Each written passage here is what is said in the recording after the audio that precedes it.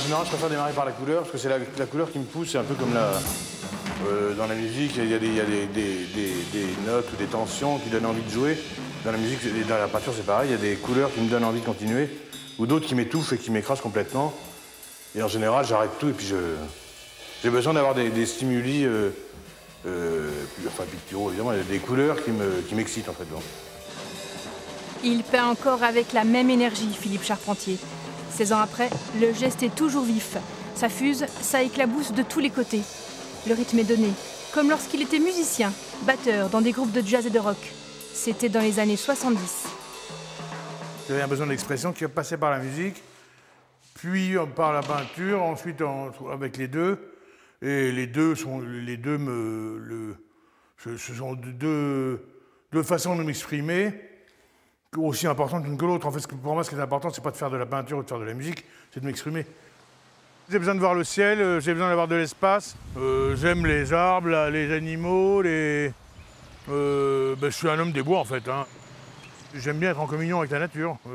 En fait, ça me ressource. Au début des années 80, Philippe Charpentier décide de se consacrer entièrement à la peinture. Il quitte alors Paris, s'installe dans le Sancerrois. Lui qui a besoin de nature et d'espace, il va se plaire dans cette campagne qui lui rappelle son enfance. En général, c'est toujours la nature qui m'inspire. Comme ici, par exemple, là c'était en revenant de Sologne. J'avais été chercher des girolles l'an dernier. Et en fait, je me baladais à pied, presque à quatre pattes dans la bruyère. Et en fait, il y a un peu ce côté-là. Si je peins, c'est pas pour exprimer ce que je fais en mots. Donc c'est pour ça que je trouve qu'une peinture qui parle n'a pas besoin d'être expliquée. Bon, s'il faut expliquer une peinture, ça veut dire qu'elle est mauvaise. Il n'en dira pas plus. L'homme n'aime pas parler de son art, trop modeste pour cela. Ses toiles ont pourtant fait le tour de l'Europe, dans des centaines d'expositions. Quand l'artiste se pose devant une toile, tout va très vite. Il jette tout, les images qu'il a retenues de ses voyages, les formes et les couleurs qu'il a gardées en mémoire.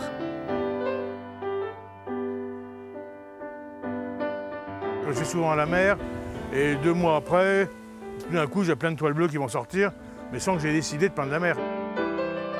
Les rouges sont ardents, les jaunes plein soleil. La main, le couteau, puis la main à nouveau. Les gestes, les matières, les couleurs se heurtent, s'affrontent même. C'est un va-et-vient permanent.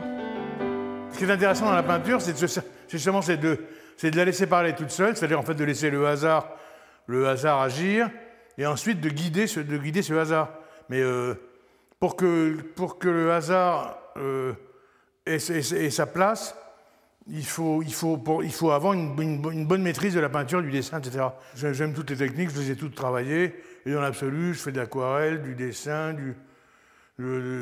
j'ai démarré par la peinture à l'huile, le pastel, la litho, la gravure. Je trouve que c'est un tout, la peinture, il faut en avoir exploré toutes les techniques pour finir par trouver un langage. Il parle vite, Philippe Charpentier. Il peint vite.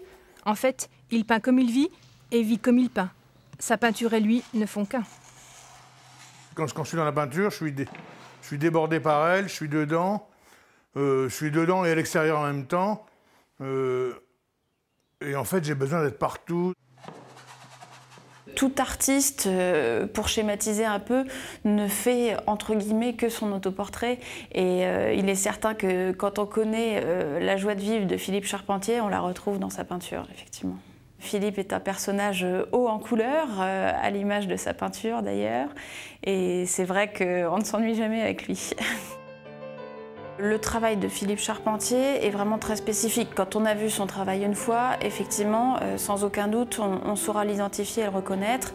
Ce côté explosif, la peinture se jette presque au visage de celui qui le regarde.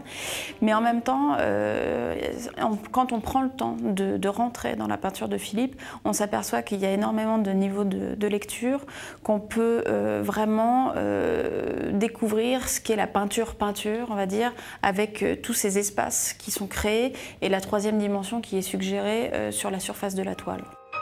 Une galerie à Bruxelles lui consacre actuellement une rétrospective. Une belle reconnaissance pour celui qui peint depuis près de 40 ans. Une vie de peinture en somme. Je me suis jamais dit, tiens, je vais devenir peintre et je vais faire des tableaux. Non, c'est venu tout seul. J'ai commencé à faire des peintures, mais sans me dire, tiens, je vais exposer. Et puis, en fait, au fur et à mesure, c'est venu. Mais je me suis jamais posé la question, ça s'est fait tout seul. J'ai quand même cette chance de vivre de ma peinture depuis 30 ans, même depuis 83, donc je sais pas comment ça fait. Je sais même pas en combien on est, donc ça fait peut-être même 40, 8, 9, 10... Ah oui, c'est ça. Donc, enfin bon, on va pas... Donc ça fait un certain temps, ouais.